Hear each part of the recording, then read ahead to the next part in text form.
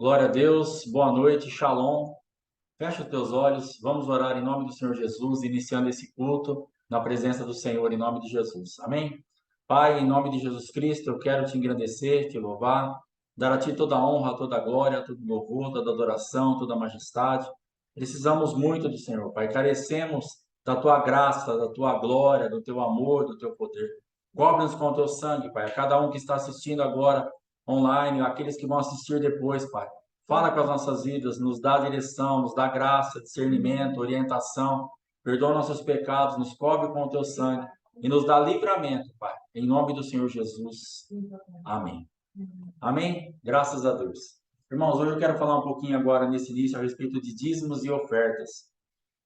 O que acontece? As pessoas têm uma certa, às vezes, dificuldade de entender isso, ou uma certa resistência, porque mexe no bolso, aquele negócio todo. Mas dízimo e oferta, eles estão escritos na palavra de Deus. Ela é uma ordenança do Senhor.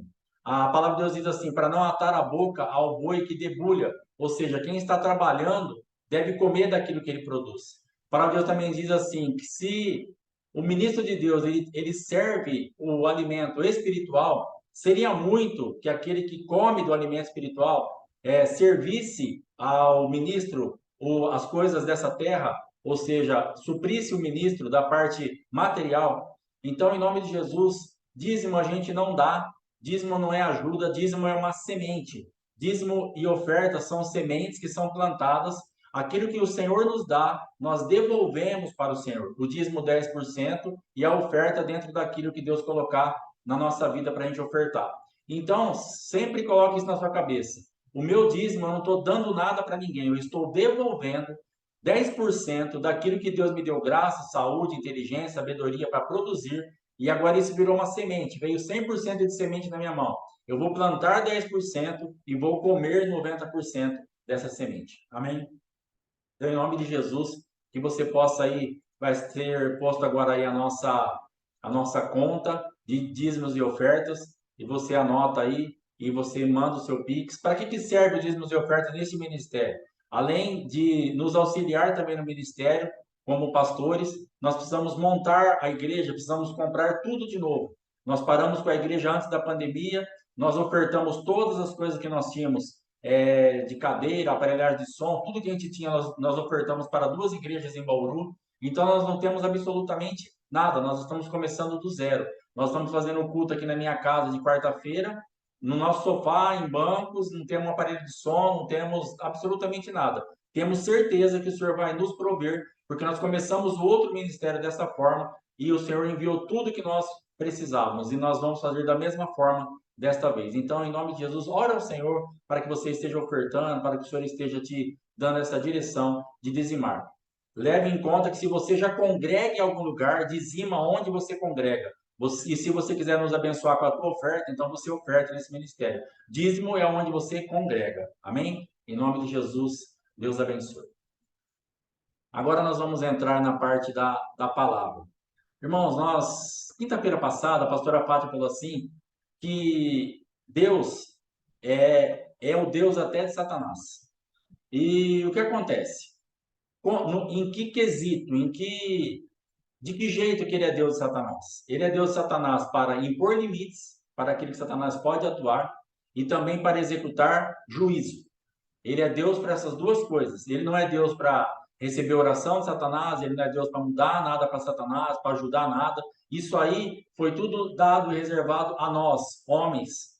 Então, Satanás ele tem, da parte de Deus, um senhorio. Deus é Deus de Satanás, para falar assim, até aqui a sua atuação e pronto, acabou. E também depois Deus vai executar juízo, vai acabar com todos os reinados, com todas as manifestações de Satanás, ele vai ser preso no inferno para sempre e vai acabar a história. Amém? Então que nós entendamos isso. E existe um louvor que diz: só quero ver você. E tem um refrão dessa música que fala assim: o que é que os anjos veem que os fazem cantar santo? Então, uma vez eu estava no louvor e eu fiquei perguntando: Senhor, o que os anjos veem? Além da tua beleza, da tua grandeza, formosura, glória, o que os anjos veem que os fazem cantar santo? O que faz eles se prostrar, te adorar continuamente?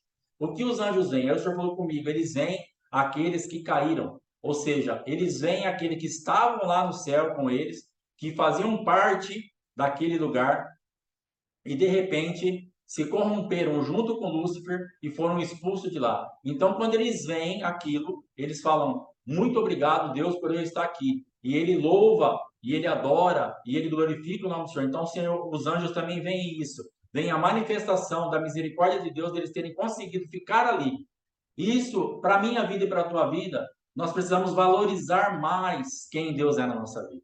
Dá uma olhada ao teu redor, vê quanta destruição, vê quanta coisa está acontecendo, quantas pessoas destruídas, quantas famílias arrebentadas. E nós, muitas vezes, murmuramos da nossa vida, reclamamos de um monte de coisa, mas o Senhor tem nos guardado.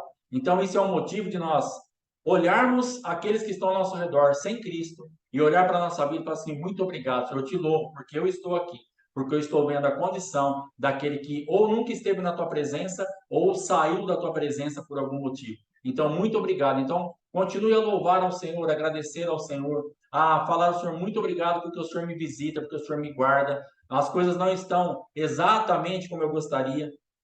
Isso também não é culpa de Deus. A Bíblia fala assim: do que se queixa o homem?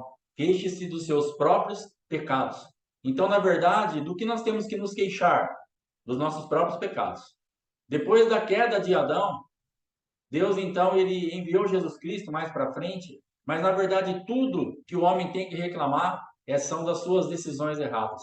E eu quero falar um pouco hoje a respeito de decisão, a respeito de decisão presa, por que a decisão fica presa, porque o livre-arbítrio, na verdade, ele é um livre-arbítrio e ao mesmo tempo ele pode estar totalmente contaminado, para que nós entendamos, primeiramente, um pouco mais nós mesmos e também aqueles que estão ao nosso redor.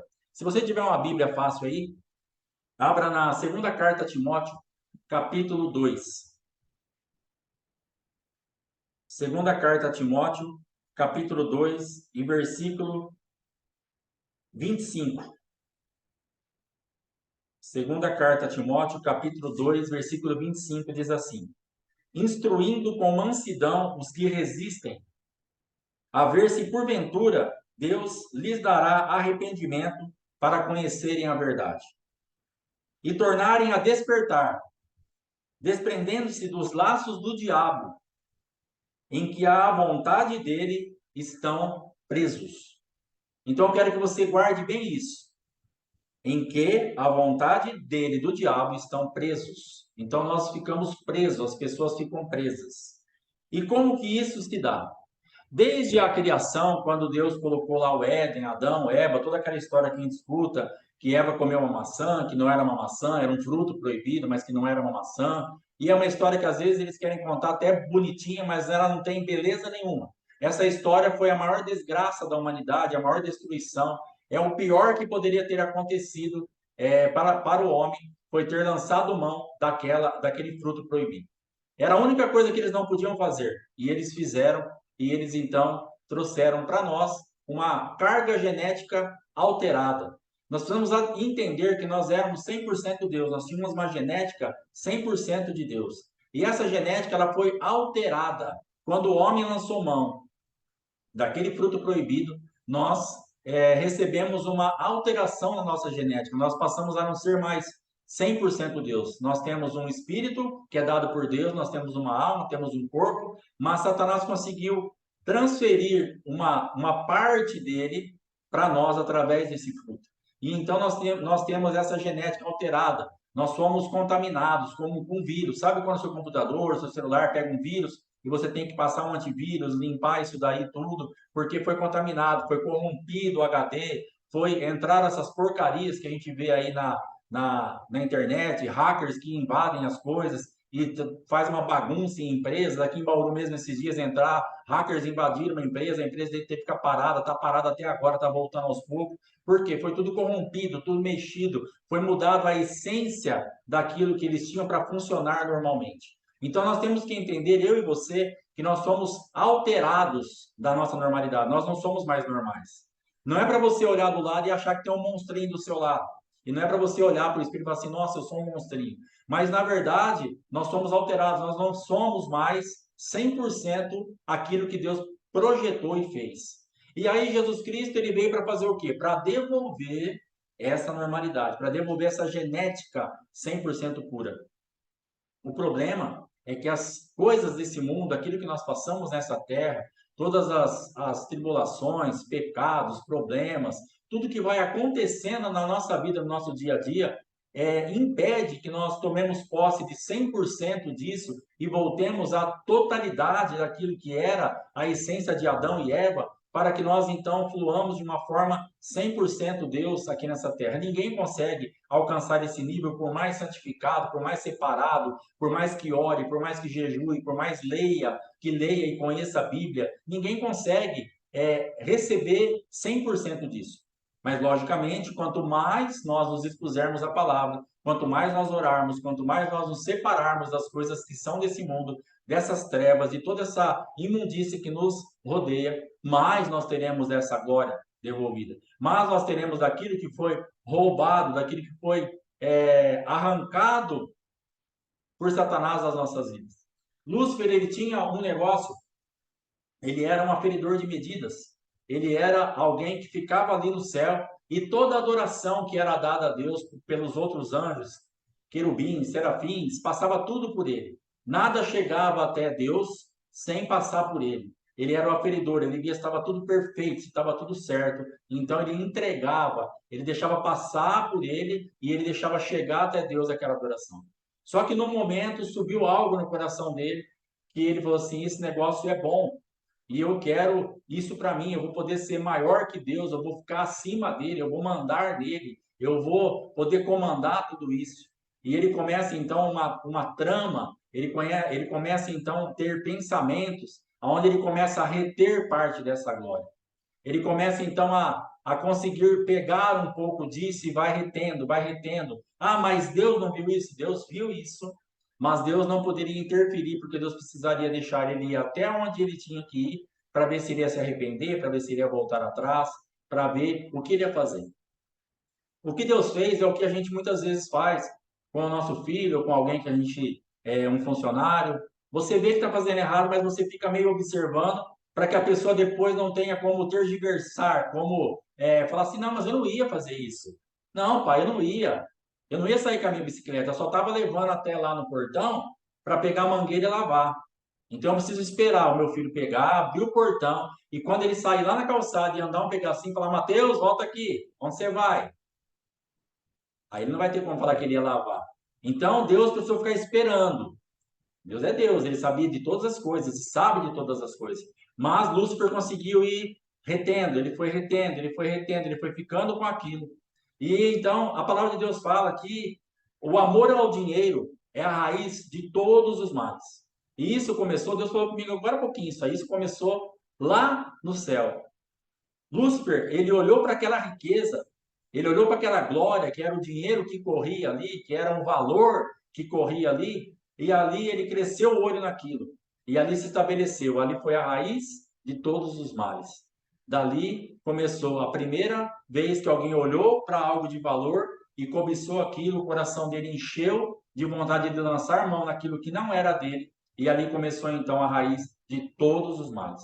E Lúcifer então foi inundado de males, porque ele não parou o projeto, ele reteve aquela glória, ele foi pegando, pegando, pegando, e ele começou a dar um pouquinho daquela glória para os outros anjos. Ele chegava um anjo, e ele falava assim: quer experimentar um pouquinho dessa glória?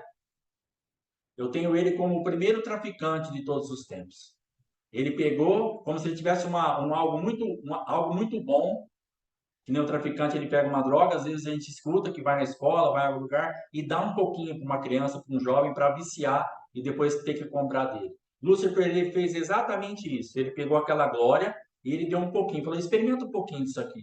E ele foi dando mais um pouquinho, mais um pouquinho, mais um pouquinho. E um terço dos anjos, eles experimentaram daquela glória. E eles ficaram viciados naquilo. O problema é que estava tudo na mão dele. Quando os anjos vinham e falavam assim: você vai ficar comigo? Ele falou: não, não vou ficar com ele. Ele falou assim: ó, mas eu vou te dar mais então. Não tem mais, acabou. Aquela porçãozinha de graça, eu não vou te dar mais. Agora, se você quiser, faça uma aliança comigo. Renuncia a ele e eu vou ser o seu senhor agora. E um terço dos anjos começaram a se corromper e a se entregar a Lúcifer e fizeram então uma aliança com ele, porque eles foram entorpecidos pela glória viciante que é uma coisa tremenda, que não fazia parte deles, mas eles não conseguiram mais ficar sem.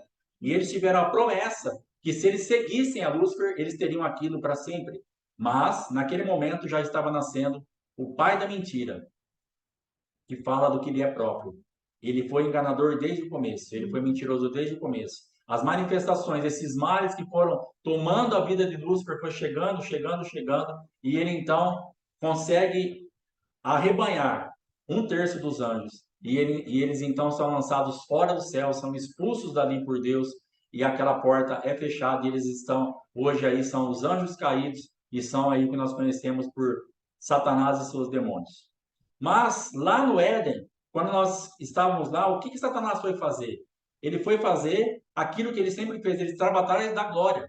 Ele também ficou viciado naquilo. Ele também precisa daquilo. Por isso que tantas vezes ele consegue tocar nas nossas vidas e nos corromper em muitas coisas, porque ele é altamente viciado naquilo que é aquilo que ele tinha, aquele que passava por ele, a glória. Ele é louco por isso. Então ele chega lá no Éden, aonde a glória manifesta está ali em essência em Adão e Eva. Deus colocou toda a sua glória ali, todo o seu resplendor, fez o homem e a mulher a sua imagem e semelhança.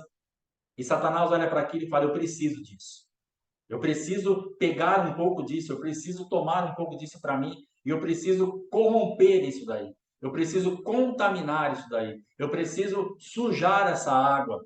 Eu não suporto vê-los nessa água cristalina, limpa, transparente, saudável, e eu aqui nessa imundície. Eu preciso transferir um pouco, pelo menos, dessa imundície para eles. E a serpente então vai lá e começa a falar na cabeça de Eva, até que Eva pega e ela olha aquela árvore e a serpente entra na mente dela e ela então lança a mão daquele fruto e dá para o seu marido e ele come e ele fica então totalmente contaminado, eles ficam e eles caem, então a glória é sugada. Lúcifer consegue, ali agora o diabo ele consegue sugar um pouco da glória, ele consegue se satisfazer um pouco vendo a queda. Como ele pegou essa glória vendo a queda? O que alimenta ele? A minha queda. O que alimenta ele? A sua queda. Nisso que nós temos que glorificar a Deus. Quando nós retrocedemos, quando nós tropeçamos, quando nós caímos, isso nós estamos fazendo com que a glória não seja manifesta. Nós impedimos que a glória seja manifesta através das nossas vidas. E quem se alimenta disso? Satanás e seus demônios, porque eles são viciados nisso. Então, todo o trabalho deles é para fazer com que nós tropecemos, para que a glória não chegue até Deus e caia, para que eles se alimentem dessa glória. E nós precisamos entender que esses monstrinhos que estão ao nosso redor e que nós somos também, nós estamos muitas vezes presos. E eu quero fazer uma pequena lista hoje de coisas que nos prendem, de coisas que nos levam a esse lugar de prisão, como nós lemos ali na carta a Timóteo, na segunda carta a Timóteo, que falando assim, ó, eles estão presos nisso. Então, na verdade, quando a gente fala assim, ó, livre arbítrio, ou seja, parece que nós estamos 100% capacitados a tomar qualquer decisão, e nós não estamos. Sem a presença de Jesus Cristo genuína nas nossas vidas, nós não estamos capacitados a tomar uma decisão sem essa decisão estar corrompida, contaminada, com a genética alterada.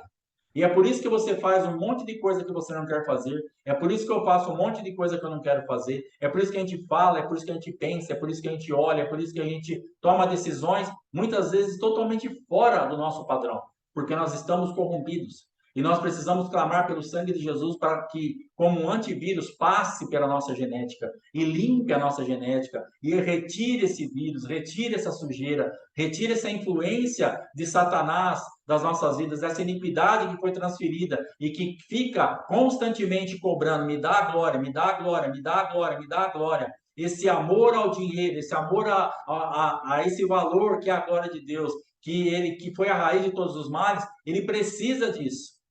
E só tem os homens como fonte disso para ele. Ele não tem mais aonde adquirir essa glória. Por isso tamanha perseguição contra a igreja, contra a tua vida, contra a minha vida. Por isso que nós olhamos assim, mas por que ele faz tudo isso? Porque ele precisa disso que você tem. Imagina um ladrão que sabe que você tem muito dinheiro, muitos bens, muitas joias, muitas coisas. Ele vai fazer o quê? Ele vai ficar desesperado para te pegar, porque ele sabe que ali tem as riquezas que ele precisa. Então, Satanás, ele olha para a minha vida e para a tua vida e ele vê que em mim e em você, que somos vasos de honra, que estamos na presença de Deus, que recebemos a manifestação de Jesus Cristo nas nossas vidas, nós temos exatamente aquilo que ele anseia, aquilo que ele precisa, aquilo que ele necessita, aquilo que ele está atrás. E como então que essas coisas entram para nos prender? Primeira coisa, idolatria. A idolatria está escrito nos Salmos que a idolatria ela é algo que você se torna semelhante àquele que você adora. Então, se você adora uma imagem de escultura, por exemplo, que é o mais tradicional, que a gente vê de idolatria lá, da Aparecida, da Maria, de qualquer santo ou santa que as pessoas adoram, então fala assim, na Bíblia está escrito assim, tem boca, mas não fala, tem olho, mas não vê, tem pés, mas não andam, tem nariz, mas não cheiram, tem mão, mas não apalpam, tem ouvidos e não ouvem, e tornem-se semelhante a eles todos aqueles que o adoram. Então, quando nós adoramos algo, nós vamos nos tornar semelhantes. E o que acontece? Quando nós adoramos, quando as pessoas adoram essas imagens, esses santos, e se eles têm olhos, mas não vê, o que nós vamos ficar? Cego. Se eles têm ouvido, mas não ouvem, nós vamos ficar surdo. Se eles têm boca, mas não falam, nós vamos ficar mudo. Se eles têm pés, mas não andam, que nós vamos ficar paralisados. Se eles têm mão, mas não apalpam, o que nós vamos fazer? Nós não vamos pegar nada. Ou seja, nós vamos ficar exatamente como eles são, paralisados, sem poder levar a mão a nada, cheirar nada, tocar nada, ver nada, ouvir nada, caminhar em nada. E aí, como que você e eu queremos tomar uma decisão e falar que nós estamos livres? Nós não estamos livres. Nesse quesito, pela idolatria, nós já estamos contaminados. E se você idolatra o seu marido, aquilo que ele vai contaminar a sua vida. E se você idolatra a sua esposa, a mesma coisa. Seu filho, seu trabalho, o dinheiro, seu carro, seu poder, seu cargo na empresa, sua sabedoria, sua inteligência. Tudo que nós idolatramos, nós vamos nos tornar semelhante àquilo lá. E isso estará corrompendo novamente o sistema, a genética. Ela vai estar tendo aquela mesma manifestação lá do Éden. Vai estar se colocando no lugar onde era para estar 100% Deus, e já não está mais. E aí nós vamos tomar decisões. E como nós tomamos essa decisão? Com essa contaminação. Ou seja, já não é mais só você que está decidindo. Pode ser 50% você e 50% aquilo que você adora. Pode ser 40% você, 60% aquilo que você adora. Pode ser até 95% você, mas terá 5% daquilo que você adora. E aí que está o problema. Porque se tiver 0,0000001% de contaminação, a nossa decisão ela estará contaminada por Satanás diretamente. E ele não tem nada de bom para dar para mim e para você. Ele só vai ter porcaria. Se ele conseguir colocar uma gota num oceano, é porcaria, é lixo, vai fazer diferença. Ah, mas uma gota no oceano não faz diferença. Para nossas vidas, vai fazer. Porque uma gota dele no nosso oceano faz toda a diferença. Porque ele está confrontando a glória de Deus, ele está tocando na glória de Deus. Isso entristece o Espírito Santo, isso afronta Jesus Cristo, isso afronta ao Deus vivo, porque nós não estamos nos limpando para termos uma natureza genuína e tomarmos posse do segundo Adão, que é Cristo, passar esse antivírus, aplicar o nome, aplicar o sangue, o poder, a manifestação da glória e falar assim, gota nenhuma em mim. Não vai ter nada em mim. Vai me procurar, mas não vai achar nada em mim. Então nós precisamos entender que o nosso livre-arbítrio, as nossas decisões, elas estarão contaminadas pela idolatria. Segunda coisa, as feridas. Aquilo que nos fere se tornam mundos dentro de nós. Nós já temos falado disso para algumas pessoas. Se você é ferido por alguém ou por alguma coisa, aquilo se torna um mundo dentro de você. E se você não se arrepender dos seus pecados, não liberar aquela pessoa que te feriu, não pedir perdão, não sair desse ambiente, então a ferida começa a nos reger. Nós damos respostas de acordo com aquilo que nós estamos feridos. Não estamos mais livres para dar uma resposta ou para liberar um pensamento, para tomar uma decisão. Então o nosso livre-arbítrio estará contaminado então pela ferida. E dependendo do tamanho da ferida, o nosso livre-arbítrio, entre aspas, que já não está mais livre, já está contaminado pela ferida, a nossa decisão será baseada muitas vezes somente na ferida. Nós vamos decidir 100% iniquidade, 100% Satanás, 100% ferida. Não temos mais poder de nada. E tomamos decisões demasiadamente erradas. as quais podem nos custar muito caro para a gente reparar isso depois. Você deve já ter passado por isso, coisa que você tomou uma decisão 100% errada. Fala, pastor, estou lembrando um negócio aqui que isso foi 100% errado. Então você estava completamente corrompido. Você estava completamente na natureza do teu adversário. Então a tua decisão estava totalmente contaminada. Você achava que era você fazendo, mas você não tinha mais autoridade. Já estavam decidindo por você. Nós precisamos entender que a idolatria ela vai decidir por nós. A ferida ela vai decidir por nós. E quando nós nos expomos tanto à idolatria como às feridas, nós temos algo chamado sobreposição de personalidade. Ou seja, aquilo que nós estamos adorando, ou aquilo que nós estamos feridos, aquela voz, aquele ambiente espiritual, aquele mundo contrário que se formou contra as nossas vidas, ele sobrepõe a tua personalidade e a minha. Ou seja, ele anula, ele se coloca por cima. É ele que está ali. Você é como se você não existisse mais. Ah, mas você existe, eu existo, eu sei que eu existo e você existe. Mas na hora de decidir, não. Porque na hora que eu vou lá falar é pau ou pedra, quem está falando é pela pessoa que eu estou sobreposta. Eu, em muitas áreas da minha vida, por muitos anos, eu fiquei sobreposto pelo meu pai. De tanto que eu adorava, de tanto que eu o idolatrava. Porque ele era uma pessoa que eu crescia ali com ele e eu via ele trabalhar, por exemplo. No ramo dele de açougue, ele era o meu herói. Ele foi o melhor açougueiro de todos os tempos que eu já vi na minha vida. Ah, mas tem um monte melhor que ele. Para mim, não tem. É meu pai. Ele foi o melhor açougueiro de todos os tempos. Que nem o Pelé no futebol. Melhor. Meu pai foi o melhor açougueiro. Não interessa se tem outro. Para mim é ele. E mas o que isso aconteceu? Eu ultrapassei o limite. Eu poderia ter honrado a unção dele, poderia ter aprendido muita coisa com ele como eu aprendi, eu poderia ter agradecido ele, eu poderia fazer tudo o que eu fiz. Mas quando você ultrapassa o limite, você então começa a idolatrar essa pessoa, você começa a idolatrar alguma coisa, e isso te sobrepõe. Então não era mais o Alexandre Monteiro em algumas coisas, eu era o Nelson Monteiro. E Nelson Monteiro era para ter só um. Se tiver outro manifesto em outra pessoa, aquela pessoa perdeu a identidade. Se você estiver sobreposto por alguém, você perdeu a sua identidade e essa pessoa está decidindo por você. E você não foi chamado para ninguém decidir nada por você. Quem decide as coisas é você, orientado pelo Espírito Santo, através de Jesus Cristo. Então, quando alguém nos contamina, é como se aquilo fosse, como não, aquilo se torna nosso Deus. Então, você prestou culto ao seu pai, eu prestei culto ao meu pai, eu consegui deixar ele sobrepor a minha personalidade e eu tomei decisões como se ele estivesse tomando. E me trouxeram prejuízos tremendos. Se eu tivesse livre, dependendo de Jesus Cristo, eu teria tomado uma outra decisão. Porque o que nós temos, a única pessoa que nós podemos ficar sobreposto, no sentido de estar sendo guiado por ele, é o próprio Cristo. Nós podemos, então, clamar para que o Senhor Jesus Cristo venha com a totalidade sobre nós. Nos tornemos cada vez mais realmente imagem e semelhança. Esse é o projeto original. É isso que foi mexido. É isso que Satanás teve acesso, a papelada ali do projeto original, e ele alterou um monte de coisa na minha vida e na tua vida.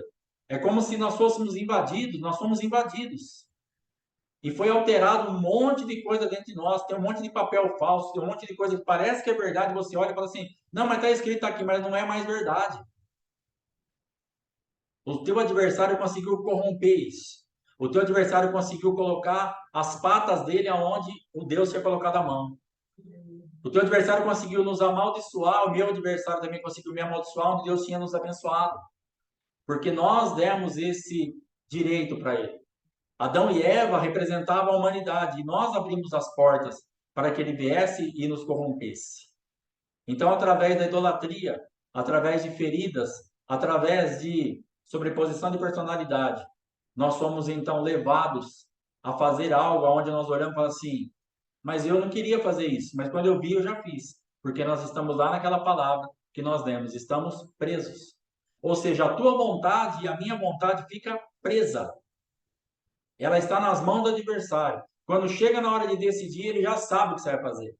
Nós nos tornamos uma presa fácil para ele. É como se ele deixasse você à vontade. Eu estava conversando esse dia com um irmãozinho e ele falou assim: todo mês de outubro para mim é um problema muito sério. Ele percebe que todo mês de outubro dá uma zebra na vida dele na parte financeira. E eu falei para ele, então, isso é um ciclo de repetição. O diabo senta no sofá e fica esperando passar um ano. E ele fala assim, daqui a pouco ele vai passar por aqui, eu pego ele. Então nós temos orado, em nome de Jesus, esse irmão vai sair desse lugar. O próximo outubro será diferente na vida dele, para a glória de Deus. Mas até o outubro passado, agora o mês passado, para ele foi horrível. Por quê? Porque Satanás sabe o que ele tem sobre a tua vida e sobre a minha vida. E ele sabe que naquele período, naquele momento, naquele exato tempo, você vai tomar uma decisão ou vai acontecer alguma coisa que já está na mão dele, que você vai passar por ali e ele vai poder te pegar. Ele não precisa nem armar uma tocaia mais, ele não precisa nem fazer projeto, ele não precisa fazer mais força, ele já está descansado, porque nós já somos como um peixe bem fisgado. Nós já somos como alguém que já faz parte do mundo dele. Já entregamos, já estamos presos. Então, qual é a minha função e a tua função hoje? Pegar essa palavra assim, Senhor, no que eu estou preso, eu preciso ser liberto. No que eu estou preso, eu preciso sair dessa cadeia. Nisso que eu não consigo tomar decisão, eu quero fazer diferente, eu estou vendo até algo diferente, existem até motivos para fazer coisa diferente, mas mesmo assim eu não consigo. Eu preciso então tomar a autoridade que o Senhor me dá, voltar lá no Éden, no meu segundo Adão, que é Cristo, e falar assim: acabou. Eu não vou mais fazer isso. Eu não vou mais andar dessa forma. Eu não estou mais preso. Nem pela idolatria, nem pela parte de sobreposição de personalidade, nem por ferida, nem por vozes de autoridade que se tornam deuses para nós. Meu pai, ele se tornou um Deus porque ele tinha uma voz de autoridade muito forte. Então, existem portas, gatilhos aonde o adversário vai te pegar. Existem pessoas presas por outras. Qual é o gatilho? Porque eu estava preso no meu pai, eu tinha medo também. Além de ter uma admiração exagerada, que passou os limites, eu também tinha muito medo. E também é um gatilho que vai nos levar a perder a personalidade. O medo de outrem cancela a nossa personalidade. Nós não conseguimos mais nos manifestar naquilo que nós somos de verdade, porque o que o fulano vai pensar? O que a ciclana vai falar? O que vai acontecer comigo? Então, pessoas são manipuladas, porque a outra pessoa, consciente ou inconscientemente, exerce esse domínio por autoridade excessiva, por autoritarismo, então libera um espírito de medo que aprisiona. Tem pessoas que ficam presas por parte de sexo. Ele é tão dependente daquela pessoa nessa área que ele se deixa fazer tudo. Ele se corrompe por tudo, porque ele fica louco se ele não tiver aquela pessoa. E a pessoa então começa a tomar decisões baseadas naquilo que a outra pessoa quer, porque ele depende daquela pessoa, está preso àquela pessoa, sexualmente falando. Então, nós precisamos entender que existem gatilhos que nos aprisionam, de medo, de desespero, de dependência financeira. Quantas e quantas pessoas que nós conversamos, principalmente mulheres, que falam assim: eu não posso sair da minha casa. Eu apanho, eu passo por isso, ele grita comigo, ele abusa de mim financeiramente, sexualmente, verbalmente, me agride, mas se eu sair daqui, vai ser pior ainda, não tenho para onde ir, porque ela não tem pai. Ela não entende que se ela tomar uma posição espiritual naquele caso, e ela decidir sair daquela prisão, que ela está presa àquela pessoa, então ela consegue romper essa barreira. Mas a pessoa vive anos e anos e anos debaixo de uma escravidão, porque ela fala: se eu sair daqui é pior ainda. Se eu sair daqui, vai ser um. Além de eu posso até não apanhar, mas eu vou passar fome, vou ver meus filhos passarem fome. E ela então se corrompe pela comida. Ela se prostitui legalmente. É como se fosse uma prostituta. Fica uma prostituta, a mesma coisa. Só que agora legalmente. Uma prostituta casada no papel, casada na igreja, só que ela se deita por comida.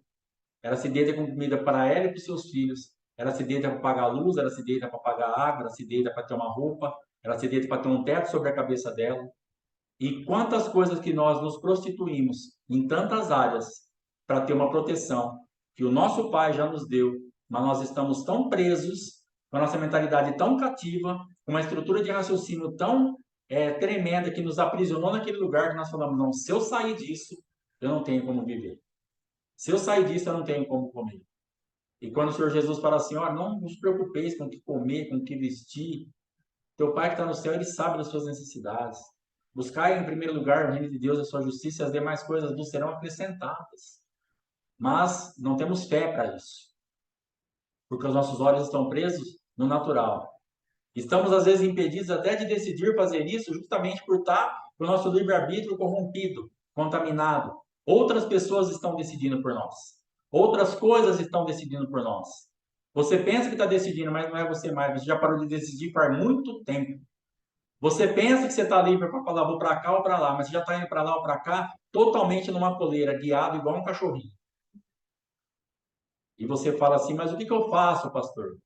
Nós temos que clamar ao Senhor. A nossa saída é Cristo, a nossa saída é falar, Senhor, me restaura, me tira as coleiras, me tira as prisões, as algemas, os cadeados, os ferrolhos de ferro, os grilhões. Existem fortalezas que nós estamos presos em algumas áreas que elas não são de livre acesso. Lugares que estão,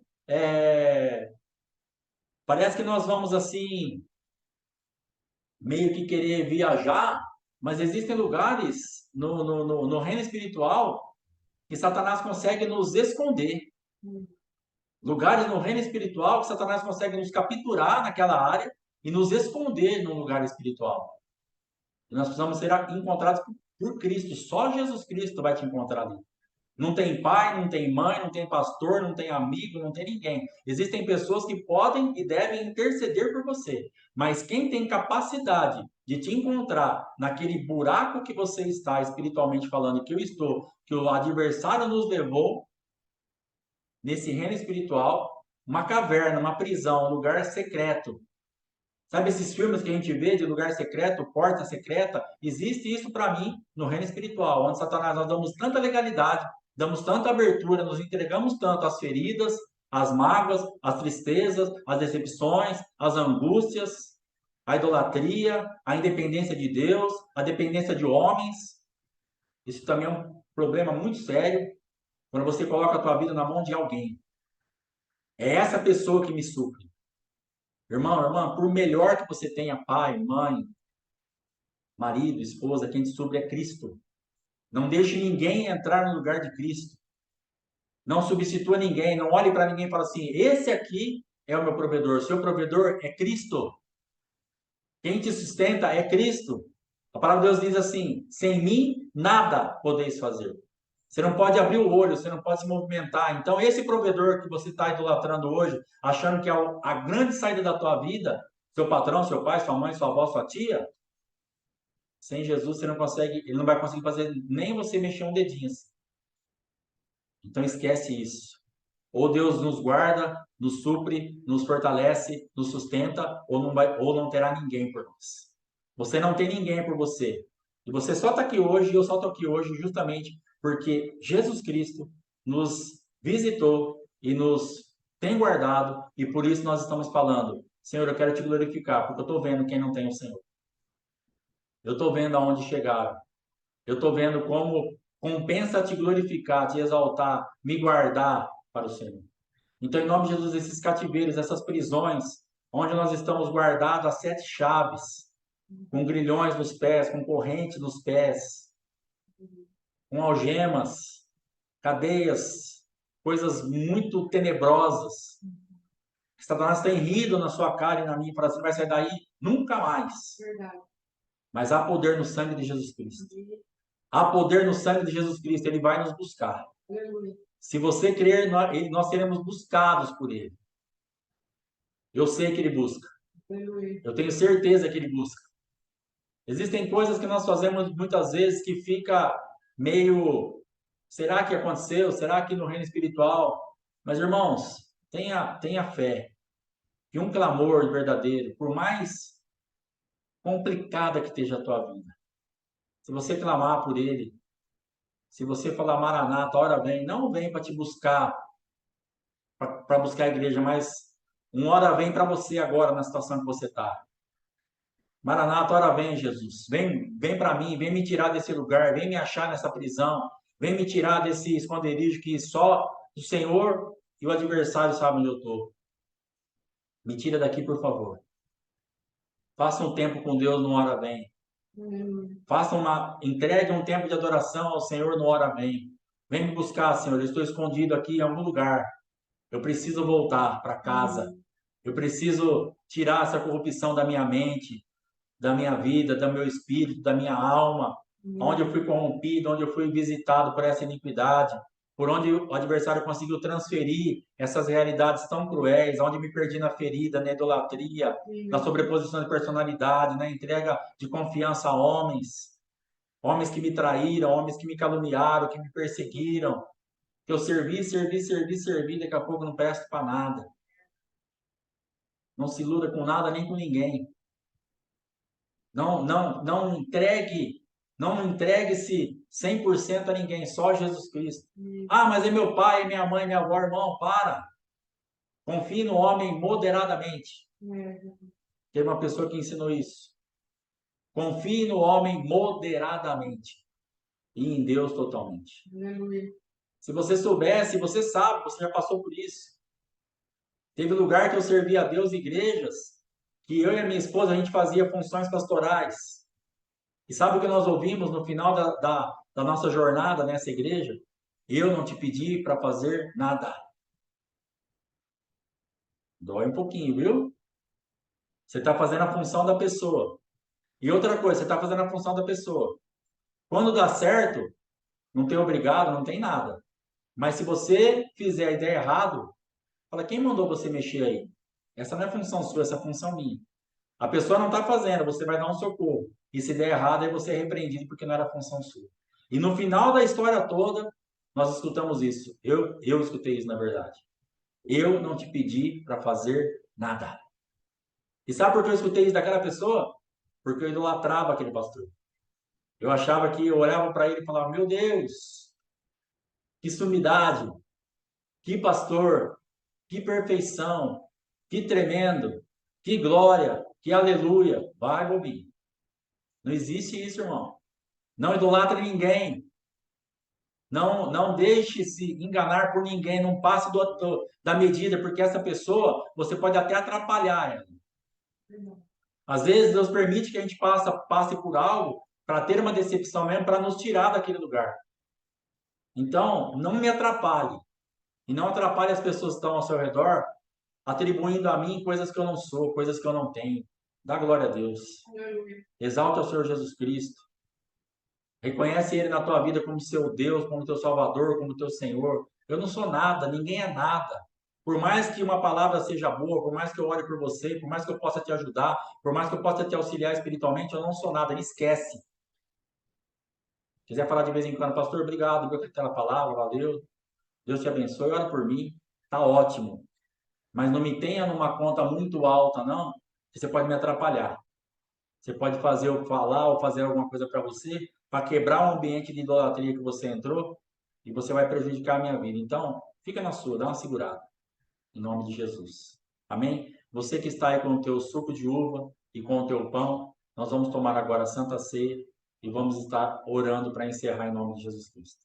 Que o Senhor possa nos levar ao entendimento, para que estejamos com o nosso livre-arbítrio realmente o máximo possível descontaminado, para que então nós tomemos decisões pautadas na palavra de Deus. Um livre-arbítrio descontaminado, livre, aí sim, aí vai ser com você. Aí a responsabilidade é minha e sua. Quando o Senhor nos tira dessa prisão, que está escrito lá na segunda carta a Timóteo, aí você fica livre. Agora é hora de decidir, Alexandre, o que você quer? Tem o bom e tem o ruim. Mas você precisa estar livre para decidir isso. Aí, se mesmo livre a gente decidir pelo errado, aí Deus fez tudo o que ele podia, aí ele já não tem mais o que fazer. Mas que nós precisamos estar primeiro livres para tomar essa decisão. Amém? Pega o teu pão, o teu suco, vamos orar.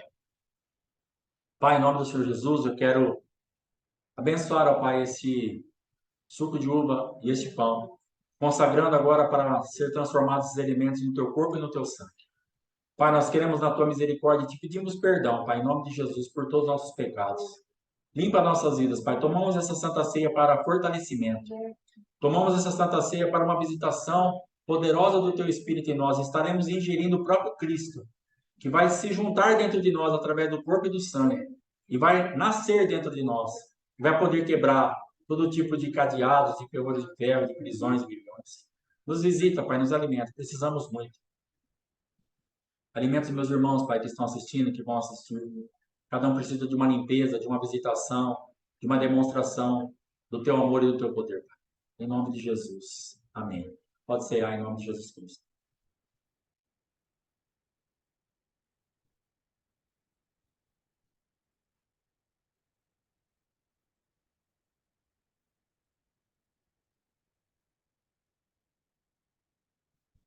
Glória a Deus. Muito obrigado, Jesus. Graças nós te damos. Amém, irmãos? Feche os olhos. Se você estiver com alguém perto de você, pega na mão dessa pessoa, abençoa essa pessoa, recebe uma oração agora junto com ela, ora por ela, essa pessoa ora por você. Em nome de Jesus, crie um ambiente de glória na sua casa. Tem alguns tipos de comportamentos espirituais, procure fazer um culto doméstico, ler a palavra, tomar uma santa ceia em família. Crie práticas espirituais para que você entre num ambiente de, de glória e possa receber mais revelação e direção da parte do Senhor. Amém? Feche seus olhos, vamos orar em nome de Jesus. Pai querido, em nome do Senhor Jesus Cristo, eu quero te agradecer, te louvar. E estamos, ó Pai amado, aqui diante do Senhor porque queremos ser livres das feridas, das idolatrias, das sobreposições de personalidade, de contaminações e de todo tipo de pessoas ou coisas que decidem por nós. Nós queremos sair desses lugares, Pai, nos busca, por favor. Nos tira desses lugares para que possamos tomar decisão, para que possamos realmente entrar, ó Pai, num ambiente espiritual, onde estejamos livres para decidir, Pai. Hoje existem muitas áreas das nossas vidas que nós não estamos livres para decidir. Estamos decidido contaminados pela opinião dos outros, por coisas que nós entregamos, por coisas que nós adoramos. Tenha misericórdia de nós, Pai. Perdoa-nos por termos idolatria, por termos entregue as nossas vontades às pessoas, as nossas decisões a pessoas, e estarmos tão contaminados, Pai. Em nome de Jesus, tenha misericórdia e nos visita nesses lugares, nesses esconderijos que fomos levados, ó Pai, no reino espiritual. Busca-nos, ó Pai.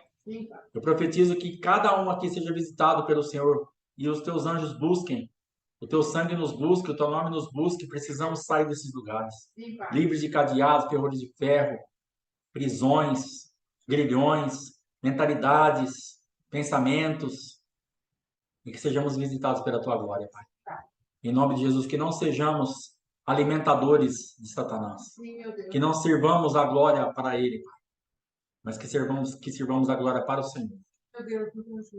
Ele tem uma necessidade da glória, mas que não seja por nós.